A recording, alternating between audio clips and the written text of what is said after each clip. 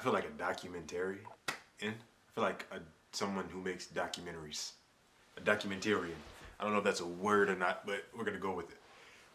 So I just wanted to make this video because I just wanted to update the whole process of, what I'm doing, and kind of so I can, if I do watch it back, I probably don't watch it back, but just so I can have it documented. You never know if my kids watch this or my grandkids, and they see like kind of what I'm going through and all that good stuff. So the journey of 6.5 ETH, taking $1,000 to 6.5 ETH has been at a standstill because I haven't really been working. The job that I I still have it. We haven't been able to get any inventory because there's been problems with shipping vessels. I don't know if you guys or who's watching this knows anything about that, but there's some problems with shipping vessels and getting them here, and that's where a lot of the product is there. So I haven't been going to the warehouse for about a month, and during this whole time, like, I'm like, yo, I gotta make some money. I gotta do what it do. So I'm going to garage sales, and it's not coming in quick. So I don't have a lot of funds to play with. So about 4 weeks ago, I think it was 4 weeks, 3.5 weeks ago, I finally, like, the thought just came to me, DoorDash, Uber Eats, like these little delivery services. And actually the thought came to me because I remember I was in a Discord a while back, and someone was saying how they made like 2K doing Instacart, and I never thought much of it after that, you know what I mean? But during this time of like, yo, what is it that I can do to get, funds coming in? Like, I thought about taking a third shift job, you know what I mean? Because I still wanted my days free so I could audition. And one of the biggest things that was like stopping me from doing that is just because I wanted the free time, like not the free time, but I wanted the ability to be like, hey, I need to take off 2 weeks to go film this, or I need to take off this day because I have a shoot. And I like that freedom, and the freedom is in some sense needed, I felt.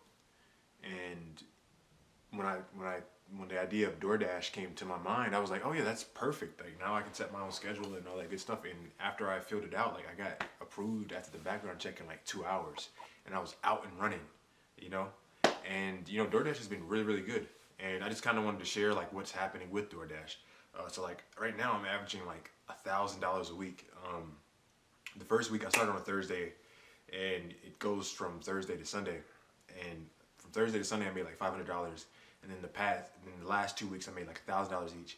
Last week was like my worst week as far as a full 7 days, but there was some stuff that kind of went wrong. Like my tire popped, and also the DoorDash app crashed. So I didn't have the full amount of time that I usually have when I was making $1,000 a week. But I can pretty easily, granted that there's a lot of stuff that has to go right. Like, you never know that, maybe 1 week people just won't use DoorDash. That hasn't been the case yet. But, I feel like I can pretty easily make $1,000 a week doing DoorDash. Now that does not count expenses, because I'm spending about $40 of gas a day. So I typically try to average at least $140 a day, so I can at least get $100 a day when I'm doing DoorDash. But there's some nights that I make $200, $250. Like this week has been really, really good. I think I might even break the $1,000 mark. I'll put some screenshots just to show you like what it is that I'm doing right now as far as what I'm making.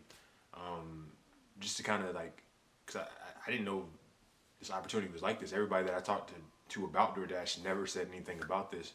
The thing that I will say is that I do put a lot of time into it. Like I typically dash about like 40 hours, but I'm usually out there about 60 plus hours. Now granted, I'm in a very interesting position because I just moved to this apartment, and I'm like in the bedrock of where all the restaurants are in the city that I'm in. I'm in Monroe. So I'm on the strip. I live like right behind like the strip of where all these restaurants are. So I can really just start the app at the apartment, and that kind of counts towards my dashing time. So towards those 60 hours, but the actual dashing time of the 40 hours that I usually do a week is actually, to and from. So, and there's a lot of dead time. Like if you think that I'm out there technically for 60 hours on the app and only dashing before, that's 20 hours of time that I'm waiting for dashes to come. And I've been able to fill that time with, making videos. Like I have this new character that I've been making videos of called Rasta Z. He goes a picture here. Hopefully I know how to do that. If I can't, I'll figure it out. What else am I doing?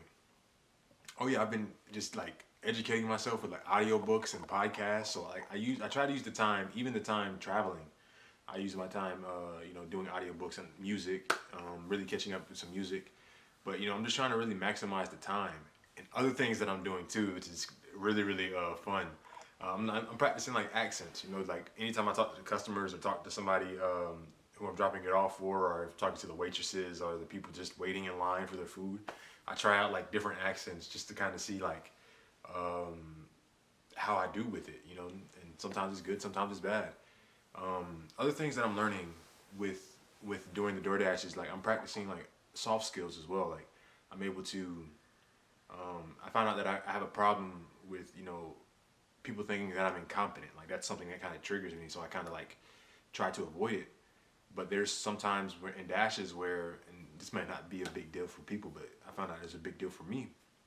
And why it's so great that I'm working on it right now is because like I had to let people know like, hey, I don't know where your house is. The GPS for DoorDash is not the best. Like they use Google Maps and it's not the best. Like there's a lot of stuff that's off with it, and sometimes even you can switch it to Apple Maps, and sometimes it's even hard to find houses with that because it'd be like in the middle of the street, but they're like somewhere in the back roads, in the backwoods, in the area that I'm in at least. That's my experience. And where was I going with this? Yeah, I'm working on soft skills, and like letting people know that I can't find their house, or like, hey, they don't have this item. Hey, they're out of this soda, or they're out of this whatever, and just communicating to them and letting them know like, hey, they don't have this. Would you like to substitute with anything? And I think the biggest problem that I had like in my mind, I made it a bigger problem than it was. I was like, oh, well, they're gonna get mad. They're gonna get upset that they can't get this, and they're gonna blame me. And that for whatever reason that was a problem for me. But I've been able to just expose myself to that more. Like, hey, they don't have this. Then it's nothing that I can do about that. But I can try to make it better. Like, what is it? Would you like a substitute? If you're not, you want me to cancel it? So I'm finding ways that I can make the situation better, but at the same time confronting that fear of people blaming me. Like if they choose to blame me, that's something that they're dealing with. But that hasn't really been my experience. Like most people have been very understanding, knowing that they're out. There's nothing that they can really do about it. Yeah, my overall experience with DoorDash has been fantastic. Like there's so many opportunities, and honestly, I might even just make a video just like of just things that I do and what I found to be more beneficial, because there's like little things that you can do, like times you can go out, which times work best, which restaurants work best for me, because there's some restaurants that I won't even go to because I just don't have a good experience with it, whether it be wait times or like the pay for the restaurants. But yeah, so I just wanted to make this video. This is just documenting the process. The DoorDash, the reason why I'm doing the DoorDash is gonna replace that $1,000 or 6.5 ETH. Now, since I'm making $1,000 a week, again, that's not counting expenses and taxes and stuff. I'm saving some stuff for taxes, but I think I'm gonna be able to pay for going to Esper Studio. And as a matter of fact, I know for a fact that I'll be able to pay for Esper Studio via doing DoorDash. And once we actually get containers coming back in, we actually have some coming at the end of this month. I would have been 2 months without income, if I wouldn't have got another job or DoorDash. That's unacceptable. I'm definitely gonna, anyways. I'm definitely gonna have enough to, by the time the next situation comes around, which I think is in August, I'll have enough for Esper Studios to go there easily. And I'll still be investing in NFTs with the money that I'm making with the shipping stuff that I do. So times are really good. So that's this video, and guess I'll see you guys the next time I update.